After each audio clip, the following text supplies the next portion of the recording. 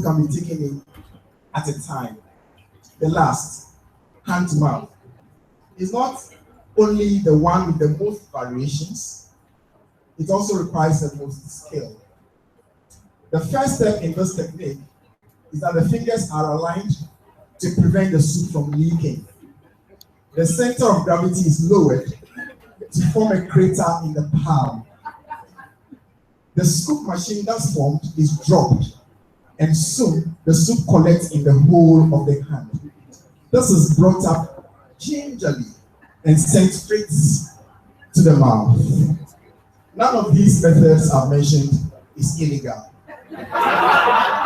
An approach which is futuristic is using a straw to draw soup, like happens when having soft drinks. There is no doubt that we love soup in Ghana, but let's take our eyes a little beyond our borders and note the soup culture of other countries. As it turns out, it is not everywhere that soup is king. Even in our own West African neighborhood, not everyone gives soup the attention it deserves. Take Burkina Faso. I once visited a friend in Ouagadougou.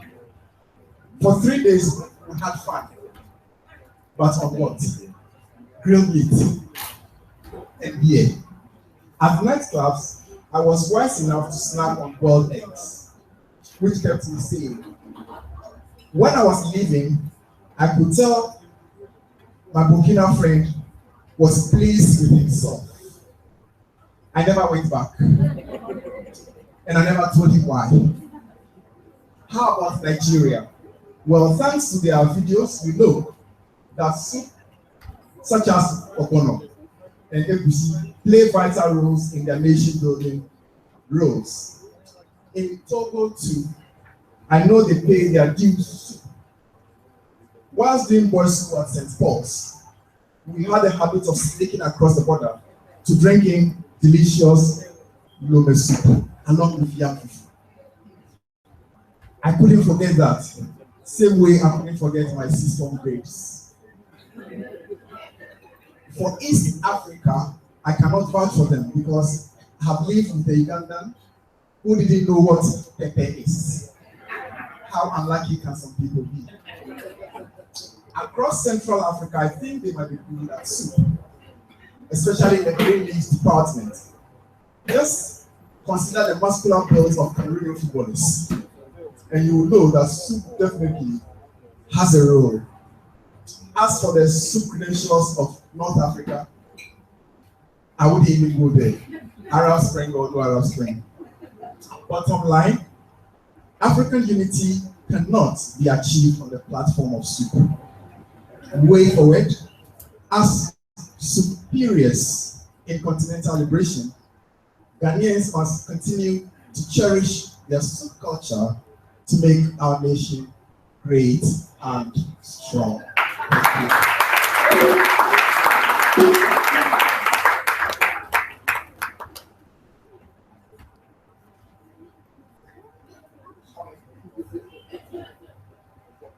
So we are going to have Alba on the stage again, and she's going to delight us to something she calls,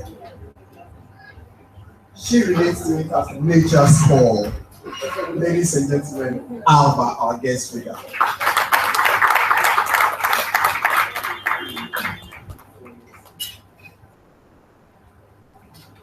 Okay, this comes from a section of my book which is entitled National Sports.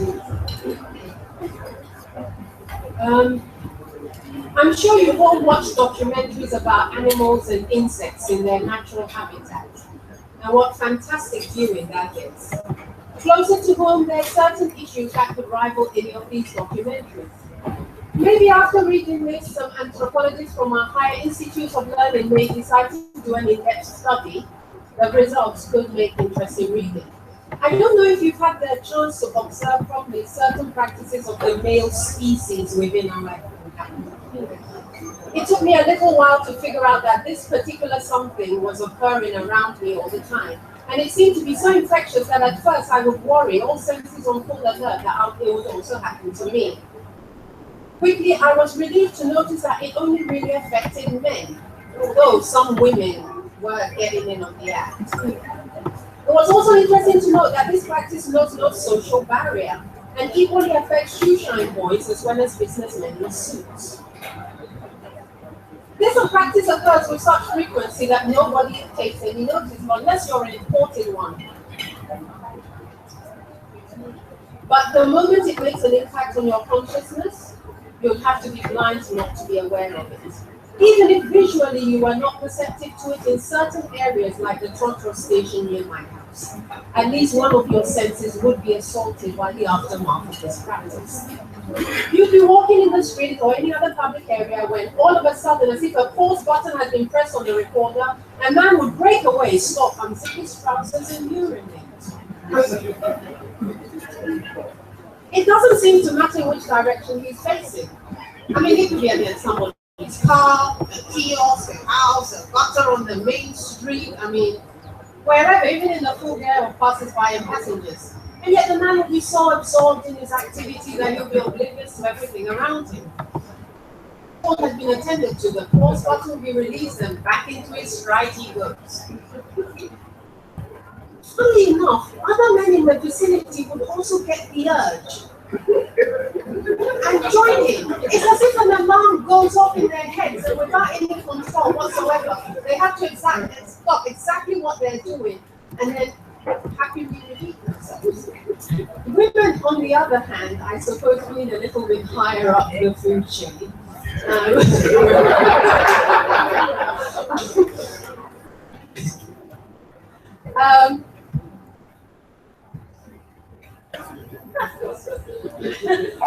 we'll control the urge until it's conveniently to let go.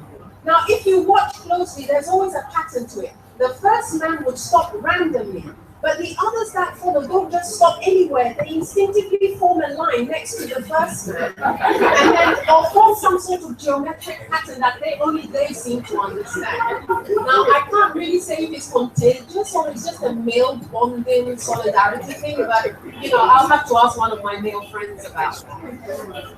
Sometimes it's so public that the urge to ask the man to exercise a little discretion and find somewhere slightly private for his nature for his heart to resist. As Jane Brown sings, it's a man's world, and in this case it really is. Curiosity plus trying to be helpful can lead you into some very comical or near embarrassing situations. And that's exactly what happened to me one day. I was returning home when I saw a man squatting by a clump of leaves. Yes, squatting.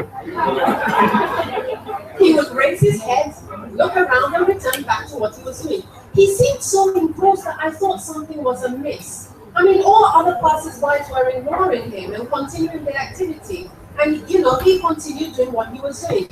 I'd be naive of certain things, thought he had lost something. And since I haven't done my good deed for the day, approached to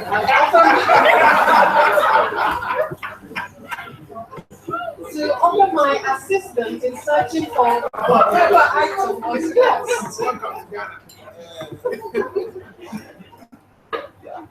I should have taken my cue from the other passerby, but mine not being in tune with the simple way in which everyone else was giving him a wide berth, I boldly walked up within a few paces.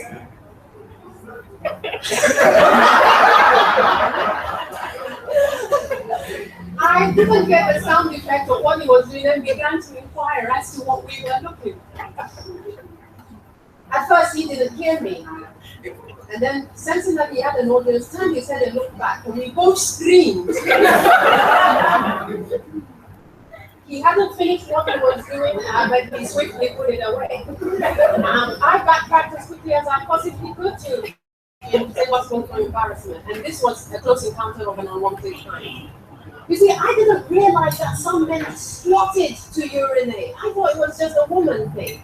But as they say, you learn something new each day. I just don't think this was something I should have gone into. Another interesting observation I made was that when some men are so considerate to the environment that they carry receptacles, usually plastic kettles with stripes on them, into which I thought they urinated and carried away. What they did with it afterwards, I can't tell you, but you know what? I'm damn curious to find out what it's all about. So I asked a friend, and he explained that it was all wrong. Sporting men don't urinate into the trash kettles, but the kettles contain the water to clean themselves once nature's code has been tended to. He also explained that if no water was handy, they would. Well, I'll leave that to your imagination. So the government decided to encourage the male faction of the species to do the right thing by endorsing a "don't urinate wherever you please" television advert. A professionally dressed man stopped and was happily urinating against a wall when a bedraggled madman, offended by the action, grabbed the nearest available stick and whacked him on the back, saying, "One more down." You all remember that advert? Yeah. I decided to see how effective the advertising campaign was by putting it into practice when I chanced upon the next available urinating Neanderthal. Thankfully, there was no stick available, but I did get his attention, and with mega theatrics delivered my lines. What was done? Just as I suspected, he turned, burst into laughter, and continued with his activity. So much for that campaign. Thank you.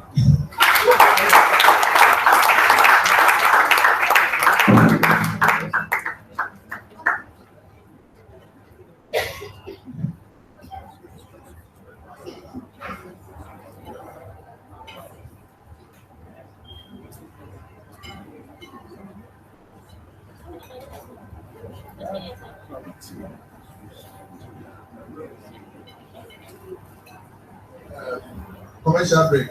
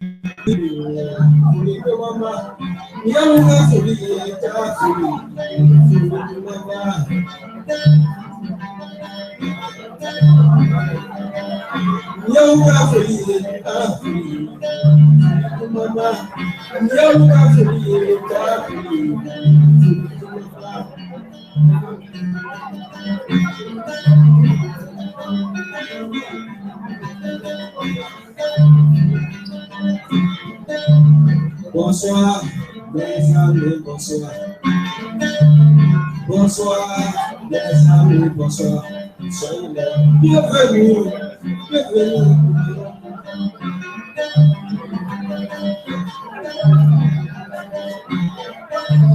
Bonsoir, mes amis, bonsoir. Bonsoir, mes amis, bonsoir. Soyez là. Bienvenue, bienvenue.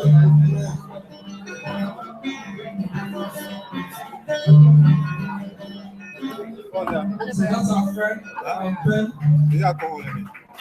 He wasn't singing in any local dialect, that was French. So for those of you who were listening to Hausa or Adabani, that was French. Bonsoir, bonsoir. I know some of you, the only French songs you know are Miss Lolo, Opus Music, and Zobla. But that's not your problem. You know, me, I didn't like my French teacher. I'm sorry. That's one. After the program. Kofi pa o ma she ku mama kese da se a she no ku no na ko what can I with you? The way of the phone. Well, so our host, Jamrock, is 7 something. And I had to, it took me about 5 minutes to assimilate whatever they are serving. It's called managed water. They are serving something called managed water. Managed water. And there is festival. I don't know whether it's Fetu Afashe or the festival no, is Ugwa Fetu Afashe or. But the managed water, let me explain what is in there. I have a friend called Jonathan, and I know he'll be excited when he hears what is in the managed water. So it's got goat head, it's got Yemadia, and it's got the other one in Krawa,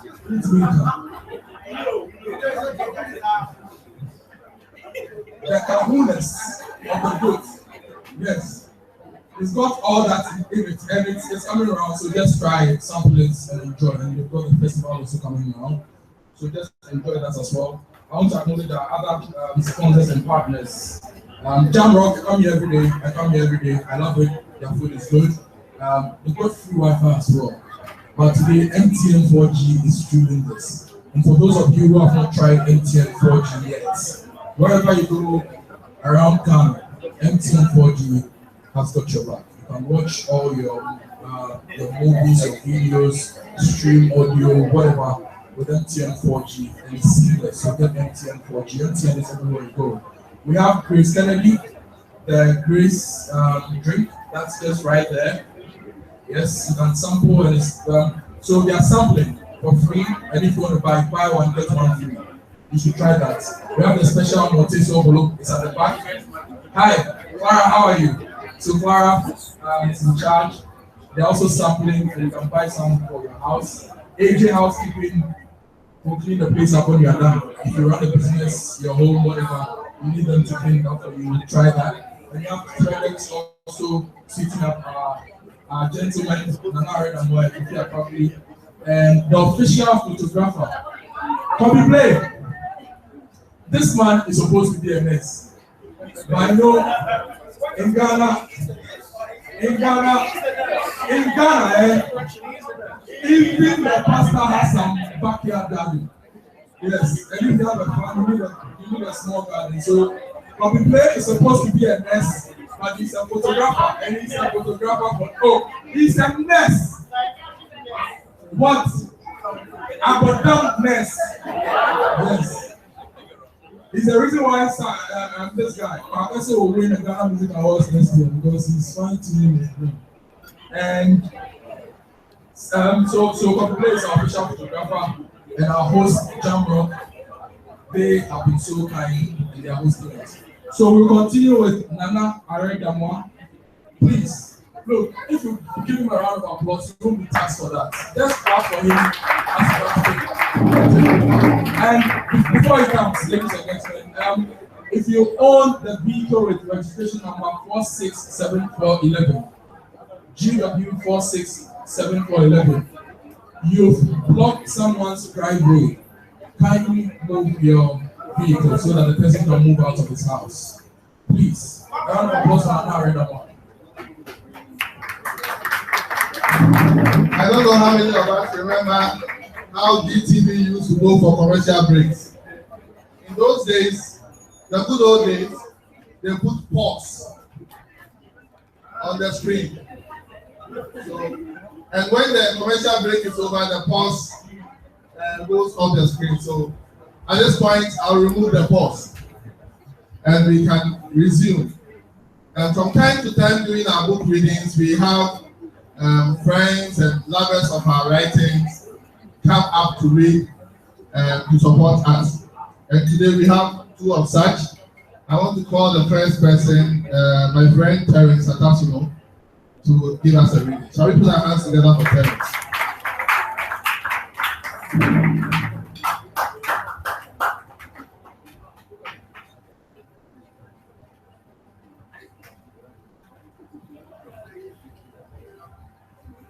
Good evening, ladies and gentlemen. Can you hear me at the back? Okay. I don't want to sound like someone that you didn't hear. I want to sound like Nana and Kofi. Nana, thank you very much for inviting me. Nana and Kofi are both very good friends. At the point we both work to the same organization. We're both lovers of writing and the arts. I'm privileged to publish in the Mirror every Friday on the same page as Kofi. So I think very much at home. Today I read a excerpt from a chapter from Nana's book, I Speak of Ghana, his third book, in which he quoted an excerpt of a speech that he used when he was launching his second book, Through the Gates of Thought. And it's about the future started yesterday and we are already late. This is Nana speaking. My first book was Excursions in My Mind, followed by Through the Gates of Thought. Why do I focus on the mind, on thoughts, on reflective thinking? That is my overriding passion with my writing. I'm motivated by my desire to make my impact on my society. With my thoughts, to share my experiences, with the hope that I may be able to change even one mind. If I can change one such mind, I would have contributed to the agenda of building our nation, our continent, our world. And then he quotes Romans 12 verse 2, he says, do not conform any longer to the pattern of this world, but be transformed by the renewing of your mind. In chapter 4 of his first book, Extensions in My Mind, I assert that many of us don't spend quality time thinking, even though we worry. We are good at worrying about the present, the future, even about the past, which Agatha indicated that even God cannot change. Is it because thinking is seen as hard work? Thomas Edison observed that it is remarkable to what lengths people will go to avoid thought. Thinking is an alien activity for most people, but if we are to be rich and prosperous, and not just on the value of your bank account, but more holistically, the quality and quantity of your thoughts do matter. Each step change in the history of civilization has been brought about by thinkers, and of course, implementers of those thoughts. The wealth of nations has been thought to reside under the earth or in the sea, gold, bauxite, diamond, crude oil. And some of that wealth is grown on the earth, like cocoa, coffee, and corn. Nana, however, avers that the best wealth of the globe resides in our minds, and the real capital is an idea. A stance corroborated by Harvey S. Firestone, who states that thought, not money, is the real business capital. Or is it the case we're proving Walter Lippmann right when he stated that where all think alike, no one thinks very much? I find that most Ghanaians behave like untrained amateurs playing football, all following the ball at the same time. What I choose to call stomach direction. In Africa, we have had thinkers like Kwame Nkrumah and Patrice Lumumba, people who are usually described as being ahead of their time. We have also had Nelson Mandela, who was unique in the sense that he was a legend in his lifetime. We are where we are today as a continent because of our thoughts. And the extent to which we will go will depend on the quality of the thoughts that drives leadership. James Allen captures it this way: you are today where your thoughts have brought you, and you will be tomorrow where your thoughts will take you. Are we developing a nation of thinkers? What should we rather give as a gift, a fish or a manual on fishing? Are we teaching our generation and the next, our youth, our children, the act of thinking, of valuing ideas? We must write our thoughts and share them. We write wills and leave property for our children and benefactors. It is a sign of how we value thoughts and ideas that we don't deem it fit to document these and leave for posterity. My wish for my nation and my continent and for all reading this piece is that we follow Blaise Pascal's advice. All of our dignity consists in thought. Let us endeavor then to think well. This is the principle of morality.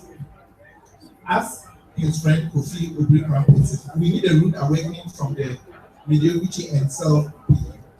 Nkrumah declared that there was a new Africa, but frankly, isn't that African old now? Are we not thinking ahead of the game that much anymore? As we are not thinking, excuse me, as we are not thinking ahead of the game that much anymore. Finally, it says that our generation is a game-changing generation for our country and our continent. We cannot join in the chant of our predecessors. We cannot think, we cannot afford to think at the same level. We cannot go at the same pace. We are the generation with the greatest exposure to what better conditions can be like. Let's replicate it right here. We know what a country that takes action looks like. Let's cut out the long talk. We know not just the potential, but the actual position this nation can spring to. So let's get working.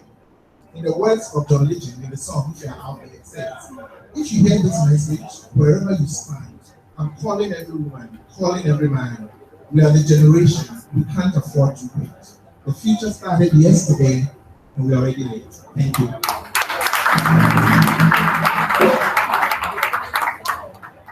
Thank you very much, parents, for honoring us. We are at Jamrock, and I'm sure we are enjoying ourselves.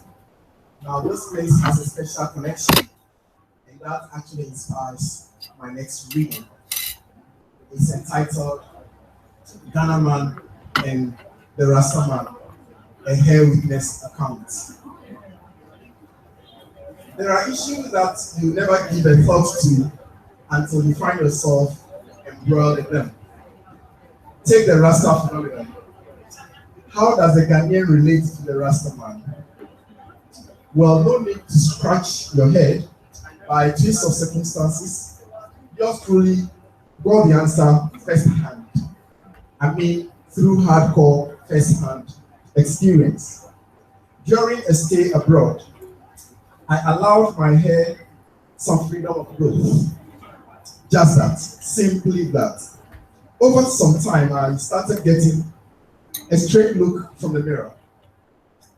Anyway, I'm used in self-encouragement. What's wrong with the new hairstyle? Our women change their looks all the time, don't they? Thus, I continue to groom, no, wrong word. I allow the hair to grow on its own. Soon it caught the attention of fellow Ghanaians in exile. They worried. Why can't I cut or trim? Am I that busy? Every complaint about the state of my hair was from the Ghanaian community. No one else ever commented about the kinky, bushy, wild growth. Here, I believe some descriptions will help. I've got pictures, but I won't risk showing them to you. My rasta, for that is what the hair had become, was not a long flowing Afro-Moses climbing plant type. For the black brother, I happen to have curly, wavy hair, or so I've been told. If you ask me, the texture of my hair is akin to that of our Fulani penguin. Owing to this, my rasta form rather easily. No twisting, no braiding, and no cracking of eggs. In fact, I washed it every day. That is, as long as the winter days allowed my body to get near water. Only thing was that, like Samson, I wasn't barbering, and like John the Baptist, I wasn't combing. Result, a matted mass of locks hanging in all directions. Yes, they were locks and they appeared dreadful. Now you know where dread came from. Daringly, I carried those hairstyles to the motherland. And I decided to let sleeping locks hang. I might as well have been conducting a survey on Ghana's attitude to the Rastaman. Of course, the first comment came from close associates. Oh, but you're not like that. This is not our culture. This is not our culture. How about Coca-Cola? Out in the public domain, reactions were as varied as they were interesting. To begin with, in close or intimate encounters, I always had a feeling that the other fellow is reminding himself that this is a Rastaman, this is a Rastaman, this is a Rastaman. Then there is this, wow, what we have here, look from the dentist or the eye specialist when they say next and you step into the consulting room. At the bank, tellers serving me often have to interrogate my new hairstyle. Don't forget, they have to verify that the Rasta head before them is the same as scanned on their computer screen. So there you go again, justifying why you changed your own hair. Worse, you are held hostage by a friendly but bored bank worker who offers opinion on your before and your now looks.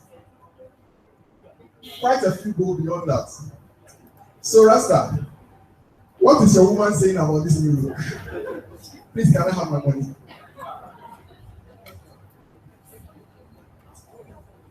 Each time I got a chance to chat with a brother, that's a fellow Rastaman, I quickly learned on that I'm quite new. One senior man was very positive. Dressed in an African gown, he had a grey beard and locks hairband in a huge green beret. This Master Rasta philosophized that I took the bold decision because I was conscious. Conscious was not a bad word. There is warning. I should fight on and disregard the people of Babylon. I thought Babylon existed only in biblical times. Another Rasta man at Accra offered me a brand new bandana. Just like that. Jemon, he enthused. Wipe your sweat. Rasta or Rastafarianism is a movement on its own. Although the likes of me cannot claim to understand it, it should be common knowledge that it goes beyond a hairstyle. Prejudice has its dynamics. In Ghana, Rasta is Rasta. As long as you wear the image, you encounter the love, the hate, and all the endless etc. that Rasta evokes. Lesson learned, period over. Just on entering the applause station at 2 one evening, a young man just about my age approached me. After the usual irate greeting, which I had become accustomed to, he still kept at my back. When I grew suspicious and gave him a physical look, he whispered, "Rusty." Charlie, I get the stuff somewhere. How I wish he was referring to holy water.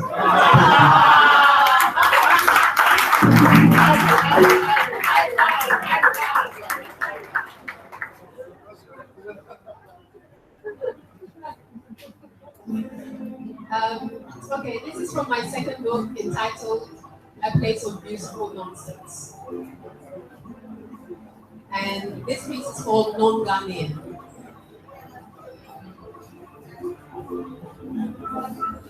My smile naturally widens when another piece of the jigsaw puzzle falls into place and reveals a new secret of the Ghana street code. It makes me feel very intelligent. The latest revelation occurred during the Christmas holidays and culminated on New Year's Day, which goes to prove that dreams do come true.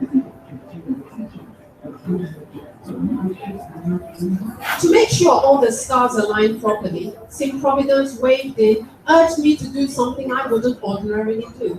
So instead of arguing that a food item I bought not be wrapped in newspaper, I took it as it is and came across a proverb in one of the newspaper's articles: one is bought at the price at which one sells oneself. In Ghana, one is definitely bought at the price at which one sells oneself. For years, I've been engaged in a futile struggle to be accepted as a bona fide Ghanaian, whatever that is. I don't know why, but it was important for me to be fully accepted.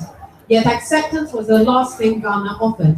Each time I forcibly tried to claim my Ghanaianness, I'd face the skepticism of, Are you sure you're a Ghanaian? My first mistake was to arise with the crazy notion that Ghanaians would be pleased that I wanted to be here. Why? Only the good Lord knows. And after all, no Ghanaian forced me to come here.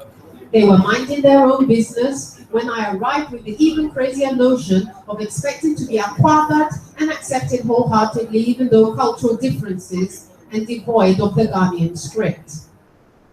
It has never worked that way and never will, no matter what anyone tells you.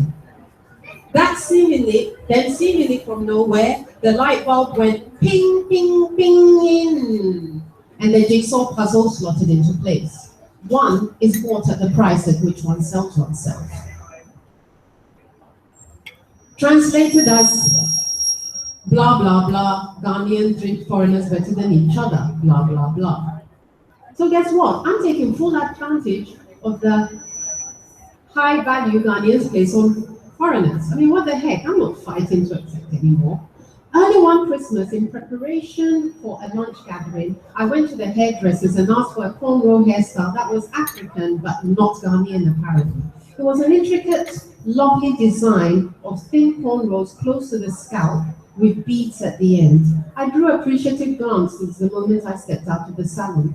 For me, it was a simple hairstyle. For others, it was a sign of my non-Ghanaian status. Where are you from? You're not a Ghanaian. The first question I heard the moment my hairstyle announced my arrival at the gathering. Where do you think I come from? My question showed how far I had come, and I was being truly Ghanaian by answering a question with a question. Previously, when I received the "you're not a Ghanaian" statement, I became defensive, providing unnecessary details of my lineage right back to my great-grandparents, all undiluted Ghanaians, thank you very much, as if anyone cared. Are you sure? You don't look like a Ghanaian, said with the "I'm not saying it, but you're lying" tone. Now, what does a Ghanaian look like? Even more defensive and getting irritated as no one gave a plausible answer as to why I was so un-Ghanaian looking. Comments about my hair and skin tone and accent for me weren't good enough. But then why was I worried, trying so hard, you may wonder? To tell you the truth, now I think about it, I don't know. I just wanted to be accepted as a Ghanaian by Ghanaians. I wanted to be who I am and feel comfortable living in my own country. At home, with each "you're not one of us" query, I would wallow pitifully in the "why do Ghanaians always want to find reasons to exclude me?" I was always in victimization phase as I strived even harder to be accepted. It would hurt even more when I had experiences such as the one I had coming off the plane in Suriname. The plane doors opened, I got to the door to descend, and the air steward with a big bright smile said, "Welcome home." "I'm not Surinamese," I started, taken back. "This is my first time here." "Oh, but you look like one of us," he beamed. "Have a wonderful stay." I got the aquaba I didn't receive when I arrived in Ghana. Now, being readily accepted by others has happened on more than one occasion. Each time it happens, I try to convince myself that I didn't care about Ghanaians' supposed hostility towards me. Hey, someone else accepted me, but it always felt like a bittersweet victory. Then, as I said, the light bulb started pinging and my defensive walls began to crumble. Malian, Senegalese, Ivorian, Liberian, Ugandan, Fulani, was definitely out of the question. They competed with an intensity that any onlooker would have thought that the winner was destined to win a huge prize. Racing through the African countries as I milked it for all its entertainment value, I was learning to enjoy this eternal quiz about my nationality, though I haven't reached the stage where I would happily accept whatever label was assigned to me. "I'm Ghanaian," I replied proudly to the nationality competitors. To gulfs all around, I put on my la, locally acquired local accent, and stated with pride, "I'm from Kede, Nachi, Eastern region." "Hey, but you don't look like a Ghanaian," said in a "if that is what you want to say" to. I didn't manage to completely convince them, though many of us held long conversations in Twi. On New Year's Day, I went to another party, and once again, the burning issue of my nationality was a topic of choice. I had arrived from South Africa just before Christmas and decided to don my outfit, which was given to me as a present. I had barely gotten into the taxi when "You are a Senegalese," the driver stated. If I had kept to my accept whatever nationality resolution and agreed with him, I wouldn't have had one of the most entertaining conversations I've ever had with a taxi driver. I've never been to Senegal. As we all know, Ghanaians are always right and know everything. That was his cue to tell me that he knew all the countries in the region and that I was exactly like them. My sister, if you go to Dakar now, they will think you are one of them. I planned to be a Ghanaian, but he pointed to my outfit in triumphant evidence of my non-Ghanaian-ness. This is Senegalese traditional cloth you are wearing. I know. No, it's South African. Xhosa, actually. I pronounced it correctly with the tongue click. His smile waned, but he wasn't going to give up. Hey, I knew it. You are South African. So what happened to Senegal all of a sudden? Well, the first time I ever went to South Africa was recently. I only came back last week.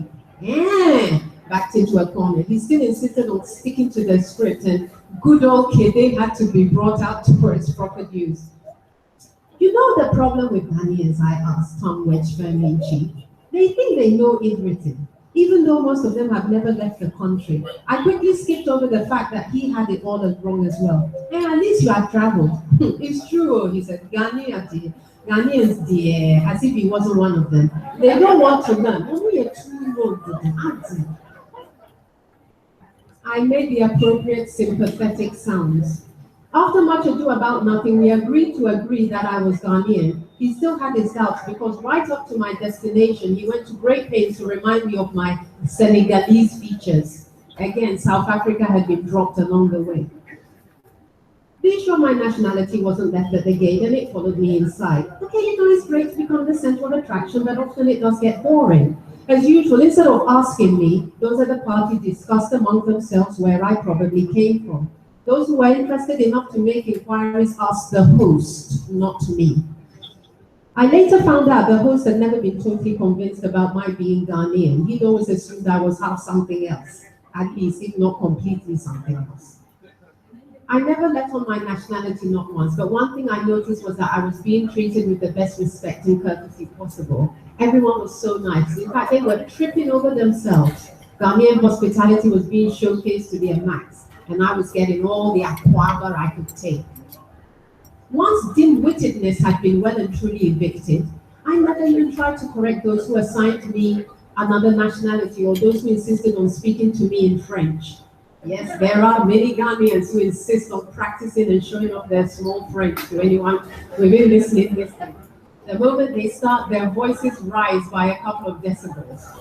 With this happening more frequently, I have polished up my French, and just in case I run into someone who wants to put Ghanaian hospitality and their French language to good use. I was at Opera Square waiting to catch a Kufuor bus to Achimota. The bus station was packed and all the seats were occupied. I joined those standing, but within less than a minute, a man jumped up, drawing the attention of the others. Mademoiselle, asseyez-vous ici, s'il vous plaît. He said loudly to be heard in Tamale, as he indicated the space he'd made vacant. Good God, so chivalry does exist in Ghana. It's a rare occurrence to see anyone, men in particular, offering their seats to the aged or pregnant women, not to talk of a strong, able-bodied woman, but often he did. Merci beaucoup. Vous êtes très, très gentil, I replied, injecting as much Frenchness as humanly possible. Luckily, most who approach me in French have a smaller French vocabulary than I do. It usually starts at bonjour or bonjour ma chérie and finishes with ça va. I always give them the appropriate responses, and it is such a pleasure to see them bead with pride at being able to make themselves understood to a foreigner. The man at the Kufuor bus stop, however, sounded like he had ample French under his belt. Yikes, my neurons took quick bets to see how long it would take for my unfrenchness to be exposed. But thanks to St. Providence and small mercies, he grinned at me as I sat there and asked, "Are you from Ivory Coast?" His repertoire of French had run out. Thank goodness, because I wasn't up to forcing my neurons into dragging up and conjugating verbs. Mais oui, I am from La Côte d'Ivoire. You are very smart, I replied with extra polish to my friend.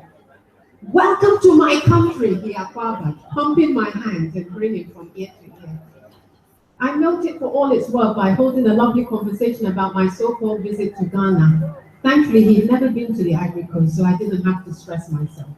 I see this as my addition to the advancement of humanity, and I'm completely at ease. I'm not fighting to prove anything anymore. I'm just enjoying the high exchange rate that has been put on me.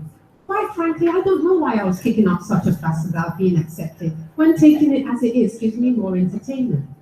So I was sitting at a friend's bar when two men decided to talk about the subject of Alba and her nationality. As it's a foregone conclusion amongst a very large sector of Ghanaians that foreigners can't learn or understand any of the national languages, they will talk about you and in loud voices. The intensity with which the two men were arguing, you would have thought their very lives depended on it. Oh, my friend, she's from Guinea, man one argued in truth. And I am telling you, she's from Mali, man two insisted. Back and forth they went, getting more and more boisterous. Ah, look at her face. It is the Guinea people who look like that, man one persisted. But man two was having none of it. And my friend, she's from Mali.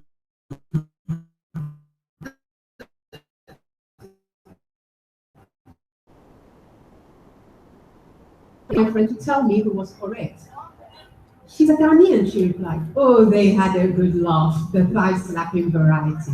Oh, how? She's not a Ghanaian. Oh, if you don't believe me, ask her, she said, pointing in my direction. The look on their faces was priceless. Of course, the thought of asking me never crossed their mind, but they had to know. After all, this was a matter of life and death. Madam, excuse me, please. Where are you from? Man one asked in slow English. I looked up with a smile and said, oh, are you talking to me? And replied, I'm from Cameroon. I knew it from the northern part. I know the people from there, shouted man two, who had previously staked his life on Mali. The fact that neither of them had mentioned Cameroon was neither here nor there. What mattered was that they had proved I wasn't a Ghanaian. Yes, I'm from North Cameroon. How did you know? I upped the wattage of my smile and almost gave myself a palsy trying to keep a straight face. Oh, I know those people. I know what they look like, he stated with authority. You are very smart.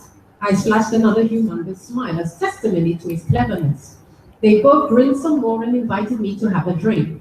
I'm just glad they didn't ask me to tell them anything about Cameroon, or I would have been right up the creek. Without a paddle, I might add.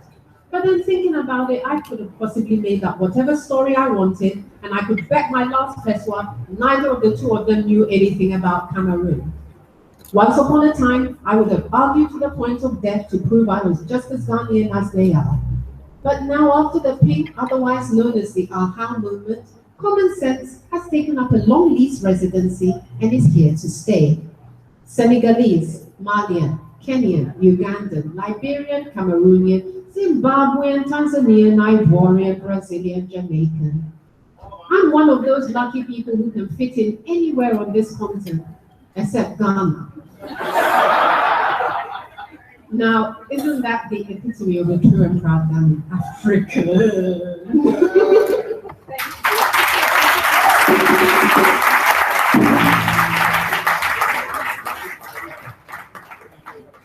A quick notice, please. Owner of car number JN512711. It's a Kia, a red Kia. You are expected to move the car, please. Kia JN512711.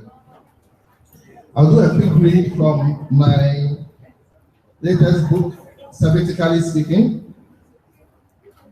Those who have read this book know that it is a no holds back book.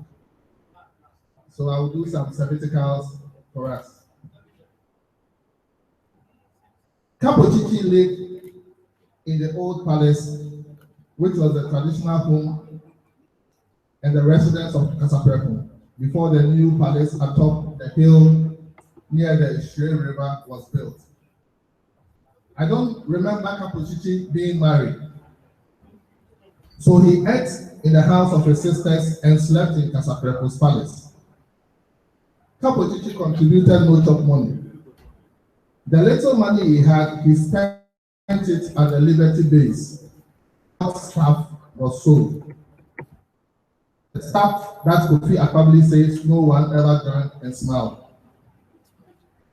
My uncle Kapochichi was hardly ever sober, but his mind was sharpest when he was not sober, and he certainly spoke his mind, mostly to Kasapreko.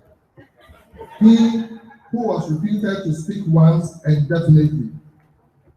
So one day, Kapochichi was said to have confronted Kasapreko on an issue and asked him, Nana, meaning, Nana, don't you realize it yourself when you are being stupid? Sabbaticaly speaking. I said it. I did. That what a man says when he is drunk, he thought about it when he is sober. I jump to the chapter titled Shifting Carbohydrates, the choice between yam and cocoyam. Last week, Victor, a carpenter, came to my Lagos home to fix a broken chair. I asked him about who he preferred as Nigeria's next president, the incumbent, Jonathan, or his challenger, Buhari. I don't have a voter's card, but if I did, I would vote for somebody I don't like. He said, I don't like Buhari, but Jonathan is not performing. Victor sounded like many I know, utterly unenthusiastic about the two major candidates in our upcoming election. This is how Chimamanda Adichie, the Nigerian writer, began her article on the postponement of the Nigerian election from 14 February to 28 March. This was last 2 years. In an interview with the BBC, Wole Soyinka described the two leading contenders, Jonathan and Buhari, as problematic candidates, adding that one contender is troubled by the present, the other by the past. In an article entitled The Challenge of Change, a Burden of Choice, Professor Soyinka described the choice that Nigeria faced in the election as a choice between the devil and the deep blue sea, alluding to a description used by a media man, and stated that another person called it a choice between the apocalypse and salvation.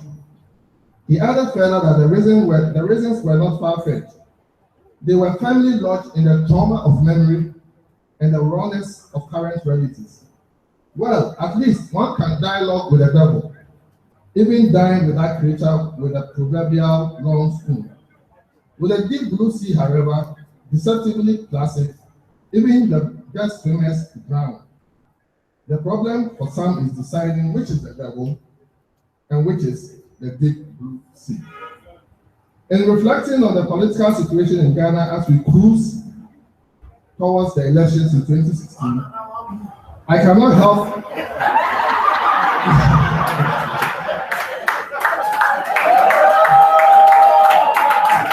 Sabbatically speaking,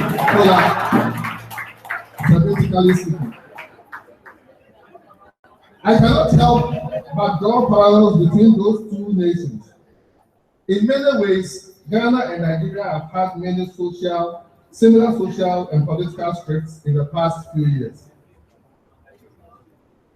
In Ghana, there are already talks of dropping that yam in 2016, a play on the Tigo advert which asks its subscribers to drop their yam phones. But the germane question on the minds of many voters is this: drop the yam for what? A cocoa yam or a cassava? Problem is that they are cousin starchy tubers, full of carbohydrates, quite similar, or are they? Sometime in 2014, I was in Ghana to do some work for our factory in Tema. After completing my activities for the day, I chartered a taxi home and engaged in conversation with the taxi driver. Fuel prices have just been increased and it's always an emotive subject in Ghana. I asked the driver how he was faring and how business was doing after the increase. Boss, things are tough, he confessed.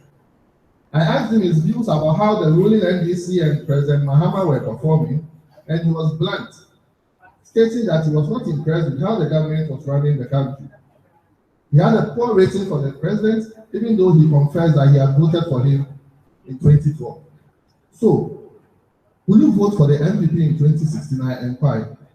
He was emphatic. I don't like Nana.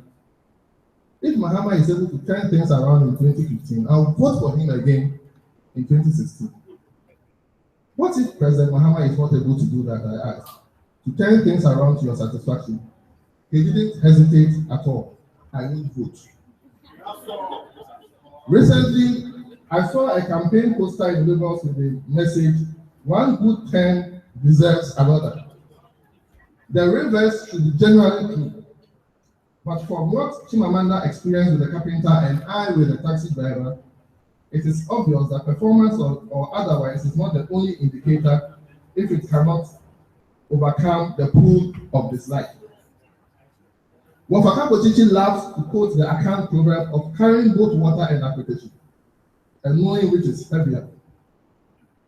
If you were to ask Ghanaians today, they would say that in the context of this proverb and concerning MPP and NDC, the two leading parties in Ghana, that they have carried both water and application and realized that the application is adulterated with water. So they really cannot tell the difference. Voters don't shift much in Ghana. In 2012, Pastor Otabil admonished Ghanaians not to put their votes on autopilot. Let's just assume, however, that one wants to heed the advice and make a critical analysis and comparison of the two policies, philosophies, and plans of NDC versus the NPP. Such an exercise leads quickly to a grim realization. The choice between the NPP and the NDC is akin to shades of grey. It is similar to the nature of pies in Ghana. They are all called meat pie, but usually what one finds inside is an adventure. Ranging from beans, through cabbage, to egg. Whatever the filling, the taste is the same. The choice may not be as dramatic as Soyinka described it, but surely the closeness of yam to its cousin cocoyam and cassava will leave the voting Ghanaian a burden of choice in 2016. The NPP will not get a victory on a silver platter, and the NDC will not lose easily. Can we make a third-party choice? I doubt it. Consumers are not known to transit from yam to yogurt. Nigeria is experiencing her burden of choice now. Ghana is just a year away. I wrote this in 2015. Till I come your way with another sabbatical, I remain sabbatically yours, Kapochichi Mofat. Thank you.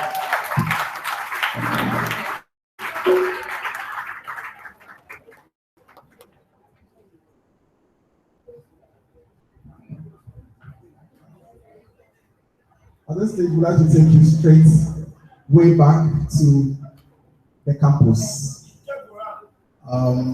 Thank you. You are in the spirit. So I'm taking this reading from one of my favorite books of all times, Tales from Different Tales by Nana Arenamwa. The chapter is entitled October Rush. I know it's ringing bells.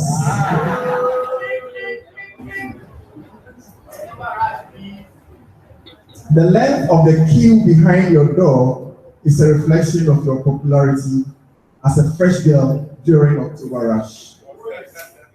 She had been told. She knew she was beautiful. The fact had been forcefully appreciated while she was in Wesley Girls in Campus. During the intercorp competitions, she had the most inquiries from the boys from Kaboche, disco, and girls' school, much to the chagrin of her friends, who tried very hard to hide their envy. It got to a point where she had to play pranks on those boys to keep them off. She always recalled one particular incident with Meth. The guy from Kabuchi had tested her the entire duration of one competition for 2 days. From all indications, he was not used to being bounced. One of those boys who thought every girl should melt at the mention of his name, like Blue Band Marjorie, under the onslaught of a hot life. He just wouldn't take no for an answer. And by then, she, Patty Sutherland Graves, had learned that for such boys, only humiliation will teach them that even though all heads may look the same, the thoughts in them differ. On their second day, she gradually negotiated and gave him her name. He wanted to visit her at school. She told him she was called Pat Risha, and they agreed for him to visit. 2 weeks later, on the girls' visiting day, on the appointed day, Alan Corty, for that was the guy's name, she could never forget it, duly turned up and asked for Miss Pat Risha. By prior arrangement, the request floated to Patty's friend, who took Alan to the assembly hall and gave him a seat at the center of the main stage, with the promise of informing Miss Risha of his arrival. Back in the dormitory, Patty and her friends were rolling across the floor in laughter, completely overcome by the hilarity of it. The guy was clearly a toke, a dimwit, to come asking after a Pat Risha. Her friends took turns passing by the hall, ostensibly to search for a missing item or to look for a friend. The main purpose being to have a look at the latest book to visit their campus.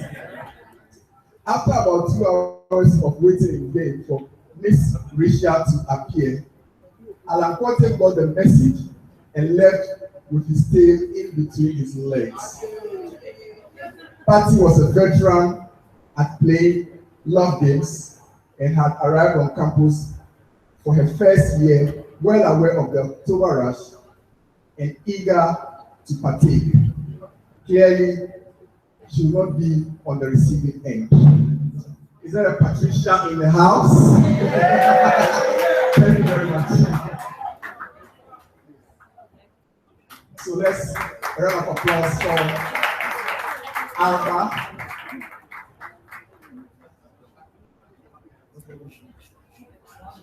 Okay. So Alba will enthrall us with a Nigerian experience.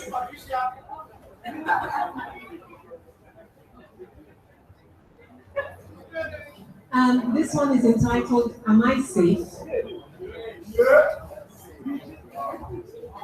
Be very careful, oh, they are fast and they are all thieves. They are so aggressive. Everyone who goes there hates it. They will sell their own children to juju for money. As for them and dirt, they are dirty, Papa. Don't leave the center of town or someone will catch and sell you for juju. In the marketplace, you can buy everything you want, even human head, I swear. They like human fat, the oil, that one especially. But you are slim, so they won't boil you, they will just roast you. Hey, you have to be alert, huh, all the time. Hey, I hear they chopped off one man's arm and he didn't even see it. That's how fast they are. In a crowded street, someone will rob or kill you and no one will help you. They are terrible people, so whatever you do, don't arrive at night. And on it went. Listening to the comments, I thought, my God, this place sounds like the true depiction of hell. Obviously, I was scared, but I was also intrigued. My adventurous side wanting to tempt fate to see if I would survive or end up as someone's finger-licking roasted dinner. I must have wished hard enough because soon after, I was invited to a writer's workshop. I had booked an appointment with Hades itself. My father, who happens to be sitting right there.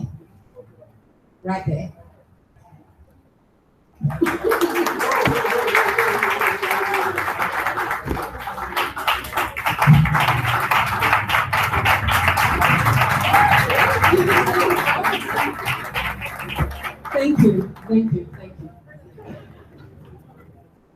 My father told this story at a dinner party. God had allocated most of the African continent to various people. However, there was a large parcel of land endowed with abundant natural resources that laid empty. The rest of the Africans muttered amongst themselves, accusing God of being unfair, and called an urgent meeting. Their representative, a Ghanaian, queried God about his actions. God, this thing you are doing is not fair. We are all having these problems with our places, and then that big piece of land has the best of everything and there's nobody there. Why have you done this? God looked at the Ghanaian with an indulgent fatherly smile and said, my impatient child. You don't know the kind of people I'm going to put there. Special people indeed, because the mere mention of them puts the fear of God in the most fearful place, provoking involuntary strong reactions and many frightening fantastical tales. Most of these stories are spread by those who've never been there. As the date for my trip drew close, I wanted at all costs to find some good news about the place. The only positive thing I heard was that the markets were amazing and cheap. The internet wasn't much help either. It only reinforced what others were telling me. Bribery is a natural part of the culture, so don't even think of avoiding it. Being a soap opera diva, I got my knickers in a dramatic twist and was on the verge of cancelling my trip or asking for armed escorts when I arrived at the airport. I did the next best thing and mailed my host, asking for an airport pickup to be arranged, if only to delay the time it took for me to become someone's roasted dinner. Years in Ghana, and one of my few positive traits was rapidly being eroded. My joie de vivre was evacuating. I could actually see my adventurous streak, beaten, bruised, and battered on its last legs, crawling pitifully towards the nearest knackered yard. Something had to be done fast. My brave neurons gagged my scaredy cat neurons and reminded me of a few facts. Alba, you spent weeks in the hood, Bed-Stuy, New York, in the house of a guy who'd been a gangbanger.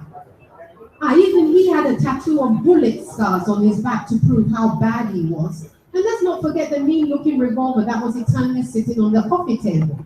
I nodded in agreement. I wasn't scared then. In fact, it was an adventure. Come on, you've hung out in dodgy barrios in Kingston, in Rio, in Caracas, they continued. Remember that samba rehearsal at the Mogo Favela in Rio, where you were refused entry by those 3 gun-toting youths at the entrance? I remember I did the fastest 3-point turn in history as part of my getaway. I contacted the organizers and told them I would make my own way to the hotel. Hey, I'll probably get months before I leave the airport, I know. At least I'll have an interesting story to tell. The person on the other end of the line didn't seem to find it funny, which meant I was probably going to get royally marked. I landed at, whatever you do, don't arrive at night, 8 p.m. and made my way to immigration. The mean-looking gun-toting soldiers hanging around didn't ease my fears. My smile was so stiff, I feared it would crack.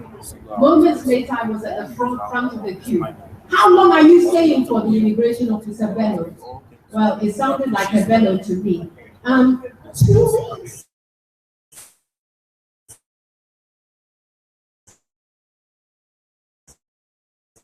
3 paces and stared nervously at the patrolling armed military personnel. Wow, is this the end of my life? Well, how long do you suggest I stay? I asked.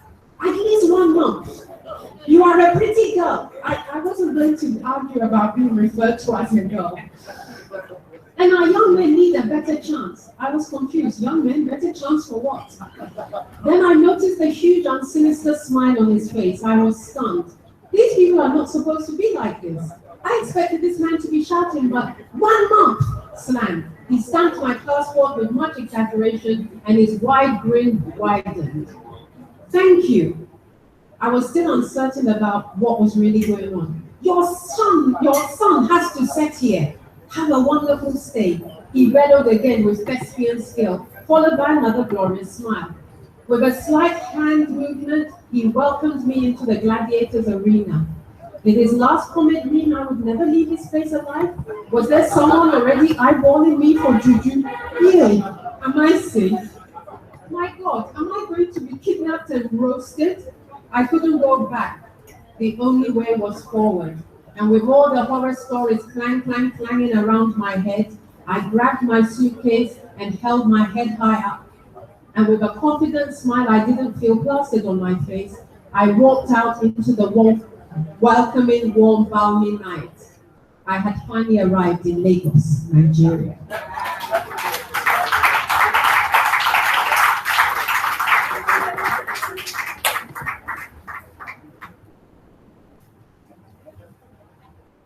So we have 2 or maybe 1.5 rounds of reading to go, and we are almost wrapping up.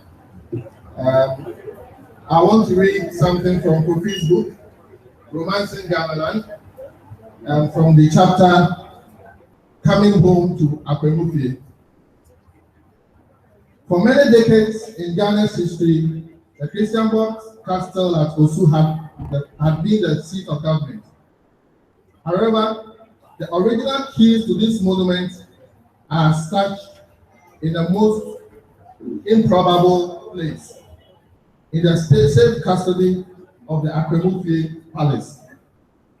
Occupying the large forest areas in the eastern region that includes Akosombo and bordering the Volta Lake, this traditional area has an illustrious history. I connected to the town at Atimpoku Junction, where the scenery heralded a destination that is well endowed in nature and heritage. As one negotiates the runabout, the statue of Asameni, a heroic ancestor, stands against the backdrop of the dramatically rising hills, while the iconic Adobe Brick beckons. Without a doubt, attractions abound here, but what certainly attracts me most is the story of Asameni. Before we even go into the history, let me say that the nation must do more for this man's legacy. From my own little mother, I gift him with the accolade as ambitious as Asameni. It is a right to riches legend. It is a kind of plot that filmmaker Sheriff Informantus could make a blockbuster out of. The story starts with Asameni as a cook who spent a lot of time in the fort learning the ways of the Europeans. At the time, the Danes owned and operated from the Christian castle. Asameni went into business and became a middleman for Akwemu traders who came to Accra to trade for the Danes. During this period, there was conflict over who should have control over trading on the coast. This created a series of skirmishes involving Akwemu, the Ga of Accra, and the Danes. In the 1970s, Akwemu attacked Accra, but that was followed by the Ga army with the support of the Danes. It is also said that the Akwemu king was never able to defeat Accra because of the support from the Danes to plot their revenge. He dreamt a long scheme equal to the Jordan war game and kept a close eye on the castle, and by 1693, when the strength of the Danish occupants of the castle had been reduced by death and disease, he saw that the time was right. He mobilized about 70 men who camouflaged as merchants. They came to the castle to buy arms. Unknown to the Danes, these men had bullets hidden in their clothes. So whilst inside the castle, they were shown the guns to inspect. And like it is said in the Ghanaian local parlance, fufu had dropped into soup bowl.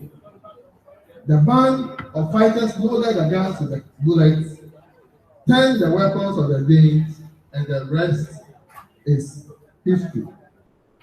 When Asamani took over the castle, he designed a white flag with a black warrior emblem and mounted it over the castle.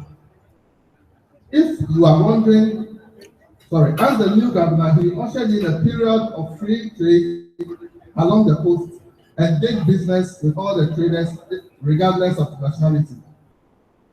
Asamani loved guns, and he is said to have welcomed all ships approaching his castle by firing the cannons. If you are wondering what happened to the defeated Danish governor's wardrobe, please be reminded that Asamani also has staff. He entertained captains of trade ships to expensive banquets, and he appeared at such dinners in the full dress of the Danish governor. Thank you. So we have a very last round of readings, and Alma, would you want to start? We call it La Show.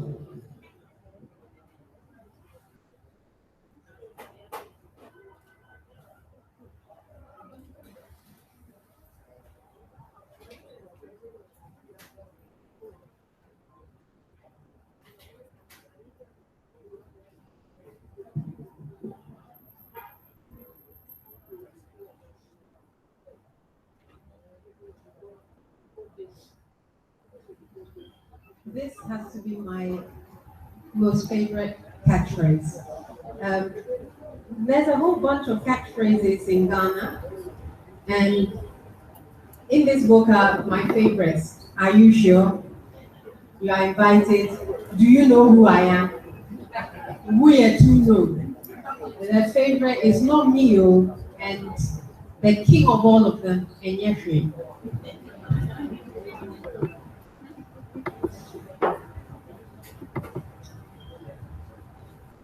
Yes, you, not him or her. That's right. I'm talking about you all, the Are You Sure? That's how we are. Take it as it is, be brigade. If you are a Ghanaian, don't tell me you haven't used any of the above in the last week, because I don't believe you. Every time I hear one of these phrases, I either smile to myself or shake my head, depending on the situation, because for most of the part, Enyefri can be appropriate. On a serious level, though, I've said that most Ghanaians have become so complacent and passive that most things, no matter how serious they could be, are responded to with Enyefri. Take it as it is, or it seems nobody wants to take responsibility or face the facts and will go out of their way to impede you from doing just that in the belief that they're doing the appropriate thing and calming the situation.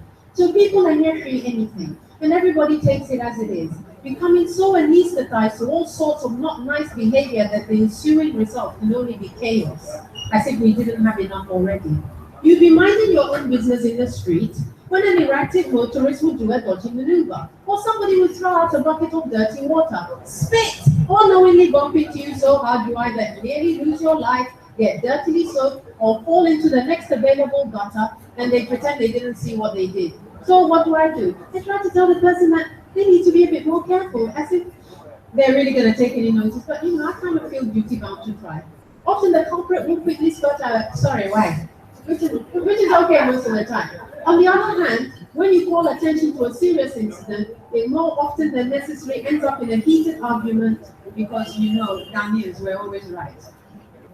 At this point, thinking of the danger I may have been into, I tried to explain logically to the person what I felt they did was wrong, hoping that they'll be more careful in the future, like hell. From nowhere appears one of the brigade members, as if practicing to become a mediator for the United Nations. They usually arrive during the begging hand signal. Oh, Miss Harold, why?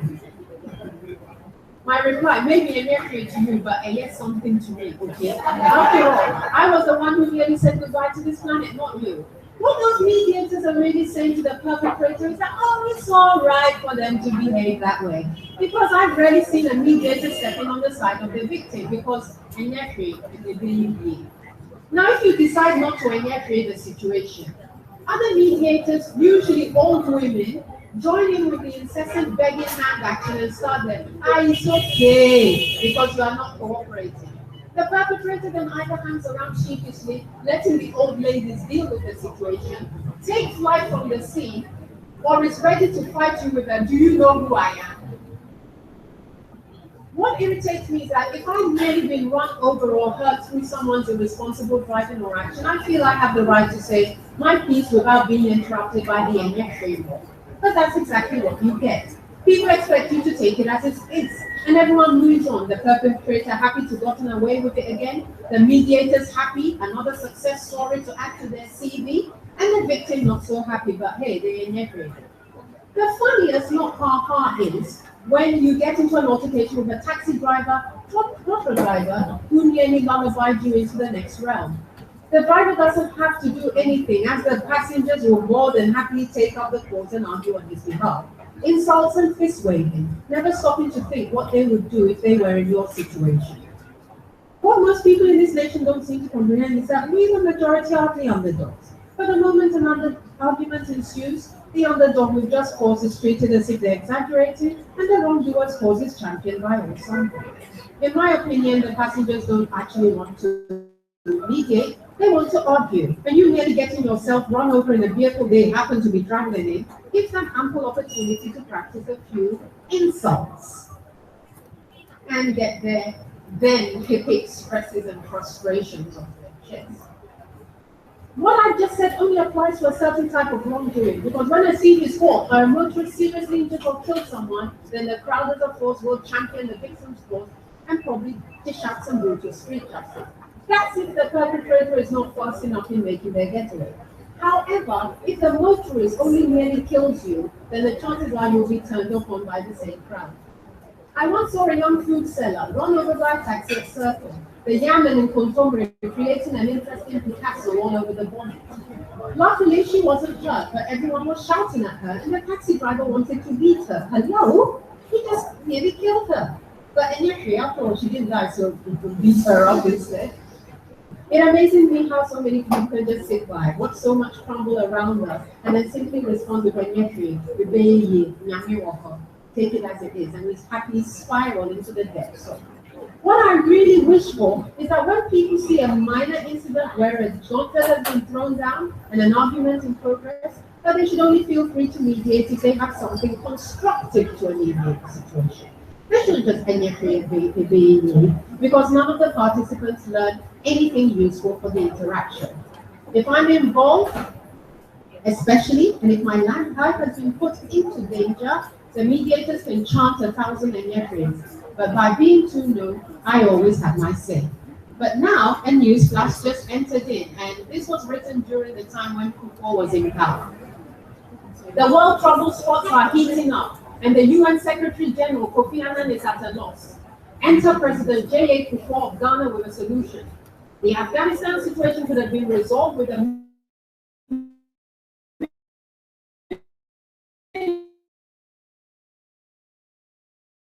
action is getting out of control. Kufuor, but you should have told me this earlier. I have the people who can sort this small thing out. Sharp, sharp. Tamtanana, enter the FNN, the Farmer Nyami faction, the EHB, the Enyefre Brigade, and the EYC, the Ebeyeye crowd. Ghana's most effective peacekeeping forces. These are the people to send when world conflicts need to be resolved. The Evening News read in a very dramatic voice. This is A.K. Supreme reporting from Kabul. Earlier, there was sporadic gunfire, but things have quietened down. The Ghanaian peacekeeping forces are approaching Osama bin Laden's hideout. I can see the familiar white handkerchiefs being waved. Oh, they've been allowed in. Cut 2. The peacekeeping forces are in discussion with Osama and his people. The leader of the EHB delegate speaks first. Osama, don't mind Bush. And yet, why? Osama looks like he's being convinced, then he nods his head. However, the leader of the FNF doesn't want to be left out of action and slightly changes the organization's motto. Ah, she's right, oh, Osama. Sama Allah, what's yes?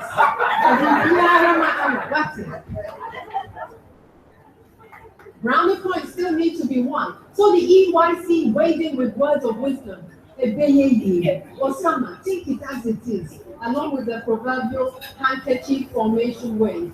Osama finally sees reason. He's been convinced another world disaster has been averted, thanks to the skills and foresight of the Ghanaian peacekeeping forces. Onward, handkerchiefs at the ready, time to sort Bush out. Long live the EHB, the FNF, and the EYC. Hooray!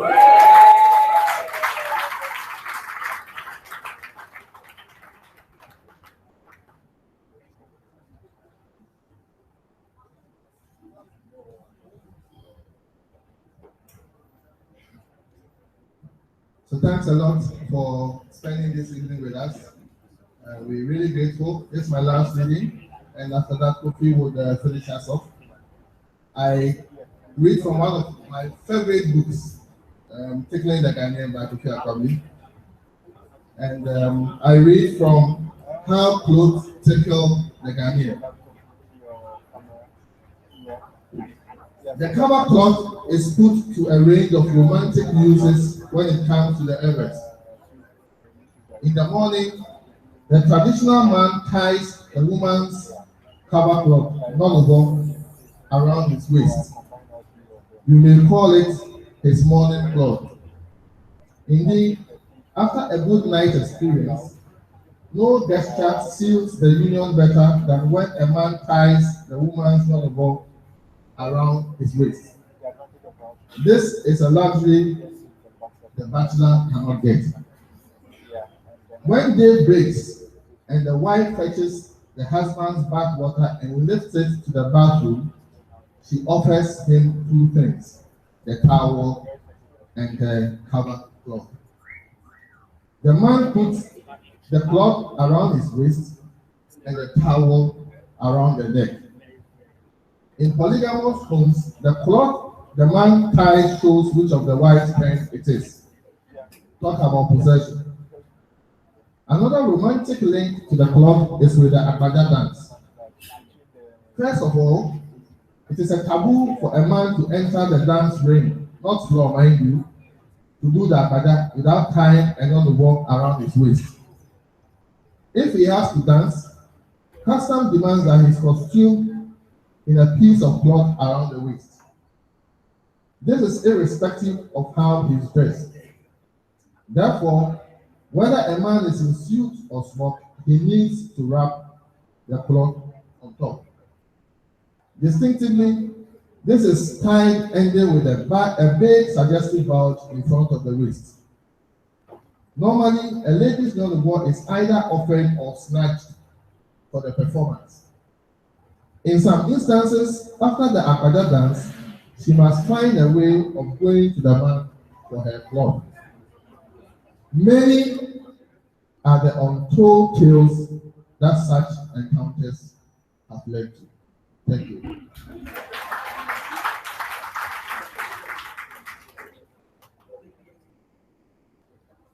Thank you, Nana. The next tale is a told one, it's not an untold one. Ladies and gentlemen, we're very grateful.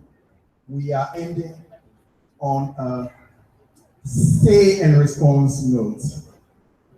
It's in an article that is entitled Between Tinapa and Boflot, Where Did the Old Taste Go? I'm sure many of you have had that debate about watching not tasting as it used to, corned beef not tasting as it used to, on and on and on.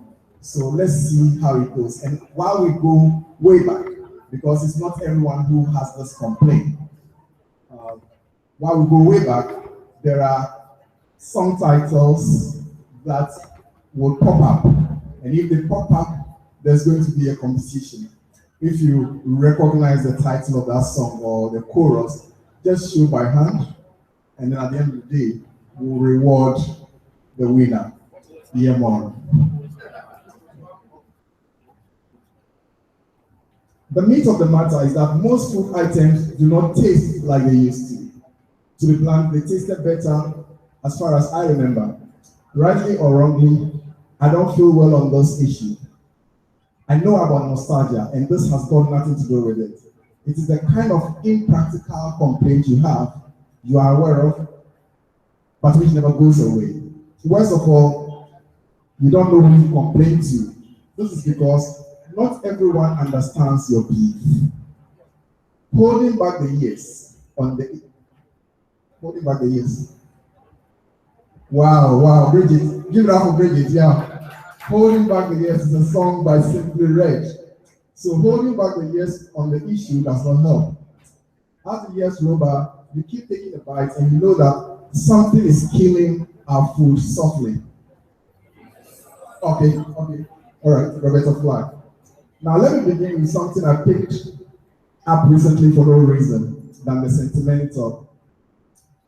In tune with the Christmas season, I got for my household a box of biscuits which vaguely ran with crocodile.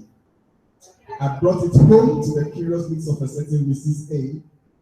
My 21st century toddlers look at it indifferently, and I knew I had to have it all alone. Of course, the taste came nowhere near the crocodile biscuit we gobbled and stringed around our necks and wrists.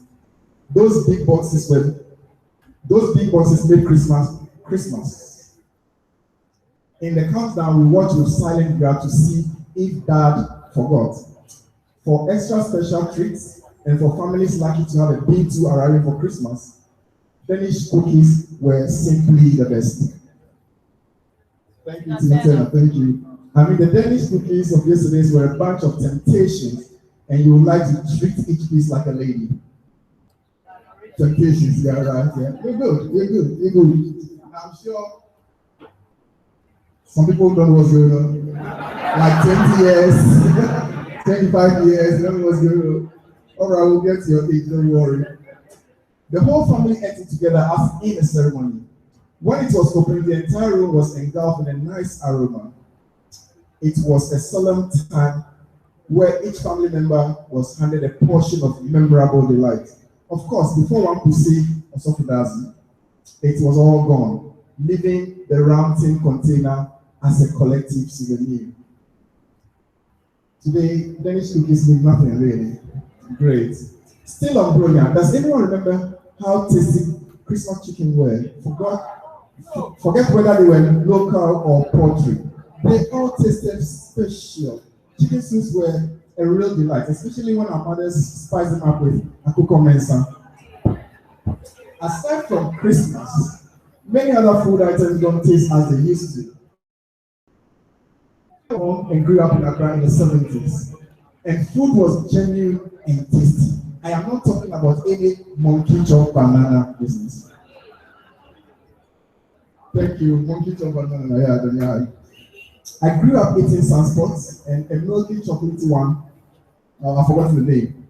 The promise of those will keep you goody half your growing days. I mean, you dare not ignore your courtesy for boys and girls. Now that's the title of the book, and we wish that book is around today. It will solve many of our problems. It is? Okay. As someone in my 40s, I feel empowered to tell my 5 younger friends that I am not in love with today's sardines. I'm not in love, right? Okay, this one I don't want that song. I'm not in love. All right, great. Give it up for her. I'm not necessarily talking any royal of the coast or a brand that sounds like tetanus. If you ask me for a remote comparison, eating sardine today is like watching sad movies. Sad, that guy is good. And sad movies. Bonnie M, sad movies. It's like watching sad movies in black and white after one has been exposed to color TV. Canned sardines used to be good, tasty, and delicious. Indeed, when we were lucky to have one, you couldn't wait to say, let's get it on.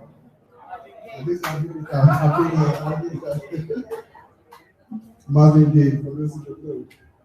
In those days, a box of sardines was not a fishy affair. Plus, you didn't have to eat it with energy, like you do smoked hammer. You handled it gently, memorably.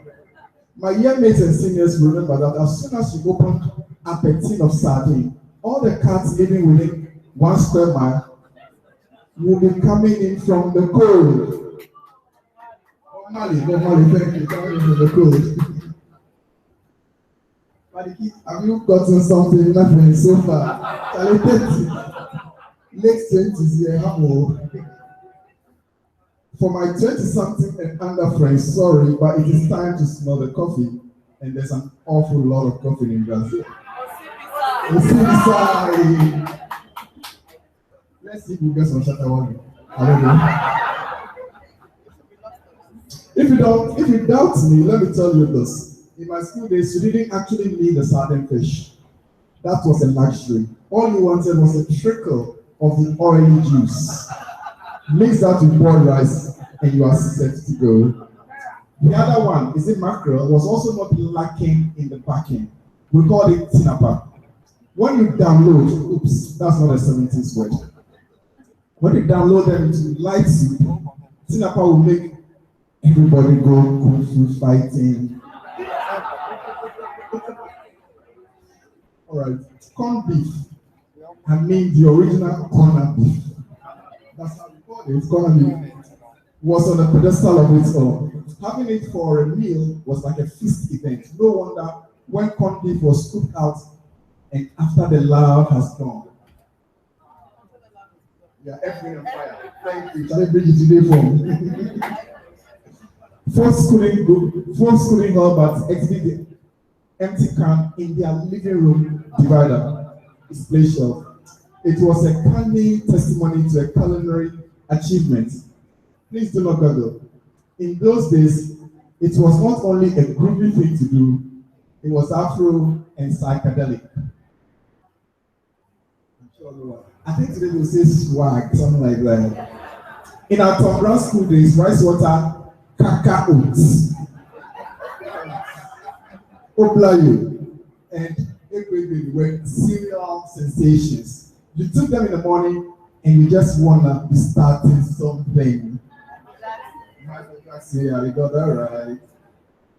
Like Oliver Twist, one always asks for more. You know why? A drop of evaporated milk made all the difference. Unfortunately, when I take milk today, it does not ring my bell. And it's a what? Ring my bell. All right. Are we getting a winner so far?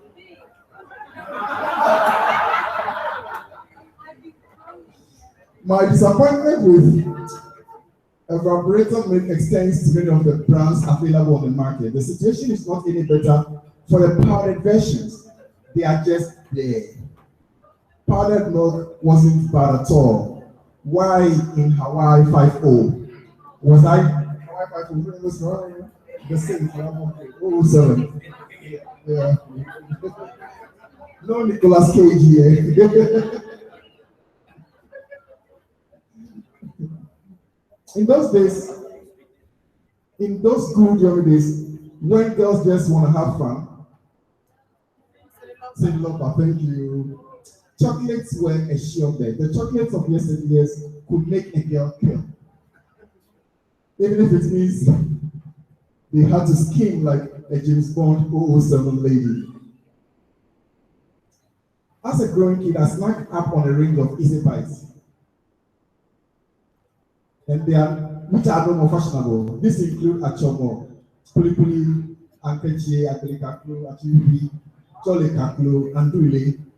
Whilst I am at age, do you know that the young ones hardly know the difference between buffaloes and tobe? They don't know the difference. Now, if someone is here who doesn't know, feel free, we will help you. We will evangelize you. Quite evidently, now I said both floats and to bed. Seriously, when you mention something like equity, they don't even know about it. They don't know what equity is. You understand? It's fun. We're having fun, but this could also be serious because you can't expect a British child to confuse sandwich with donuts, or an American to confuse burger with whatever. Okay, so is that a cultural imperialism? I don't know, because our kids today know about pizza, they know shawarma. You understand? They know it all. So if that kid doesn't know Bamfobisi, are we happy? Are we okay? I don't know. I don't know. So let's finish quickly. Let's finish.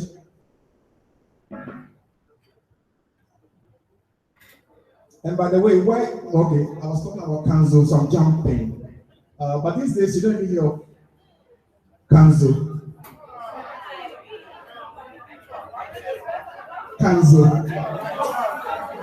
Now, I'm glad people know Kanzo. I'm glad people know Kanzo, but we are not here for the saved. Okay, so we are going to say something to those who needs redemption. Now, for definition, Kanzo, for those who are here who don't know Kanzo is the bent layer of the water that is scraped from the giant cooking pot pan. Now, there is side Kanzo, and then there is under Kanzo. Now, water Kanzo was so good that it was put out for sale. Let's hear from the boys, the cycling boys. So when you go, you buy, let's say, watching 1 CD and then cancel 1 CD or 50 pesos.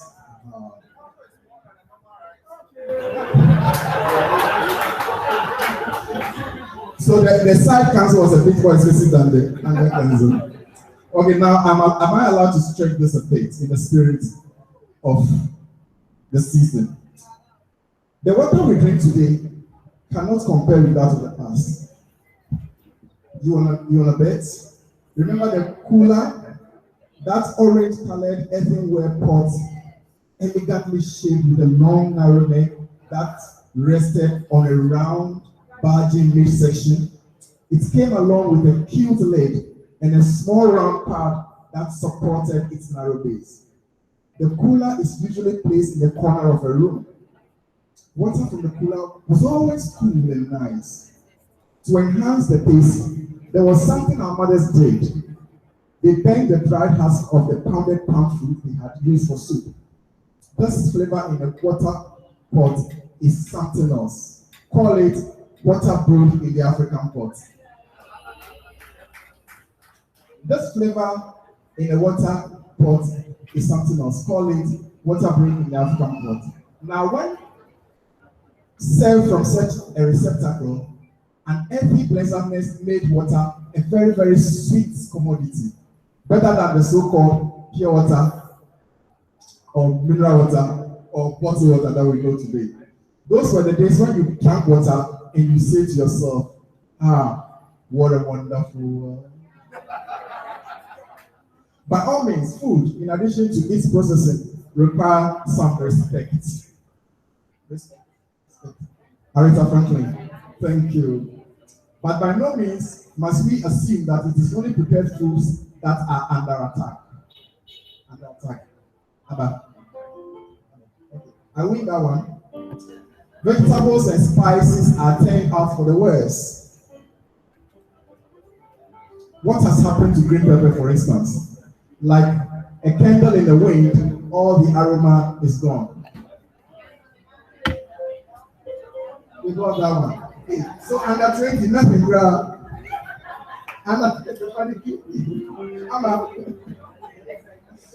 Okay, not too long ago, this is the last paragraph. Not too long ago, a combination of ginger and garlic provoked a great flavor, but no more. Bringing it further home, Pakoshito used to make comical and exciting proposition. Wulome, thank you. Today, Pakoshito is a pale shadow of itself. Even Ojema Pepe has stopped being a thriller. Michael Jackson, thank you. Is it the fertilizer or is it climate change? Or is it just me musing at the end of a tasteless day? Thank you very much, Mr. Minister. Come on.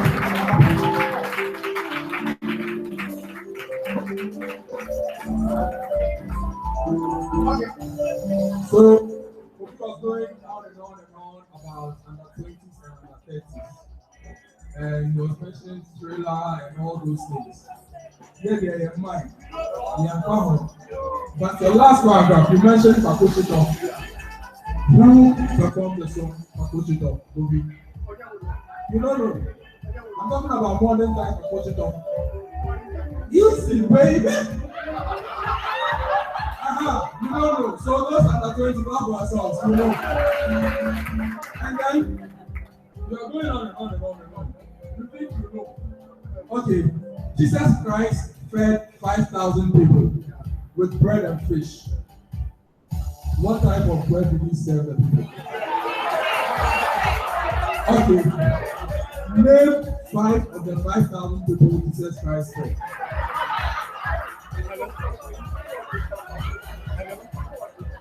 Oh, now, sir, please give them a round of applause to that. Amazingly well. And for me, I like the fact that some of you brought your kids along because on Friday on the City Breakfast Show, we're talking about things that make us Ghanaian, food, and music, and culture. And we felt that nobody is writing our history. So some of the things that Kofi mentioned, if you've not read his books or if you've not spent time with your grandma and grandpa, you don't know. And I think it's something that we must preserve. If you look at the value of culture and creative arts in the world at the moment, the value for 2015 was $2,500 billion. Culture and creative art, $2,500 billion. Africa has a small percentage of that, about $50 billion. You understand? If you are to break it down to Ghana, it's nothing to write home about. But we've got the history, we've got the stories, we've got great creative thinkers who write also on books, we've got the musicians and all that. So for those of you who got your kids, we are doing them a lot of good. Buy them the books. There's a lot that we've not heard from these gentlemen, like the story about a J. Cole. We know the big six, we know Akon J, we know the Akon J interchange and all that. But there's a story about a J. Cole in romancing Ghana. That tells the story of the father of Akon J, Samuel J, a native Ghana who has a town named after him in the eastern region, where Nkrumah and his team promoted the independence struggle of Ghana. All these stories are captured by history. And I think before you leave here, you need to grab a copy of the books. Because no one can eat both fruits without oiling his lips and fingers. That was said by Isaac Newton.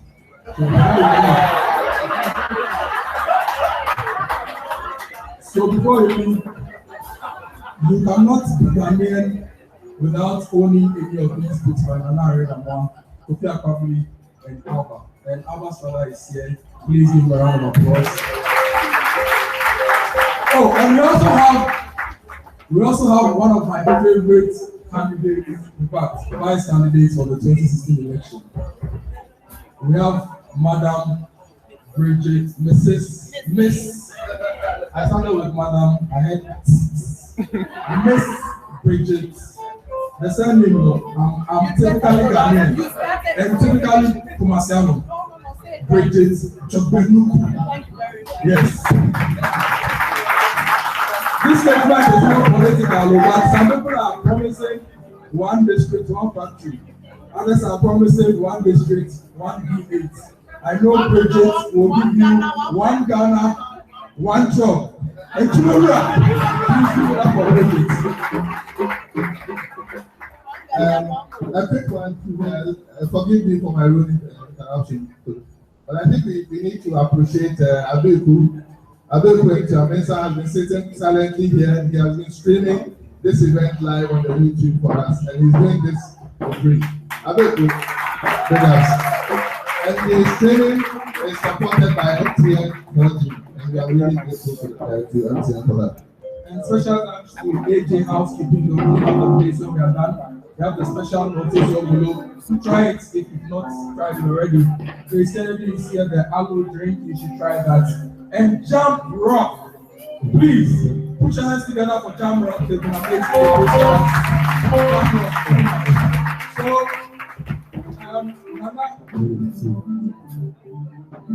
So Nana, how about I give you your sign autographs? Please get the books, the sign autographs. But there's a special song for Nana. Yes. So please come and perform the song. A final round of applause.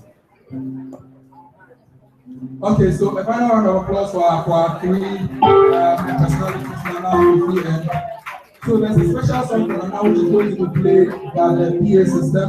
After that, the band will take over and give us some music. Thank you very much for coming. Let's enjoy Jam Rock. There's food, drinks. Let's have a great time. Take pictures, put on Facebook and Twitter, and hope to see you at our next event. Thank you.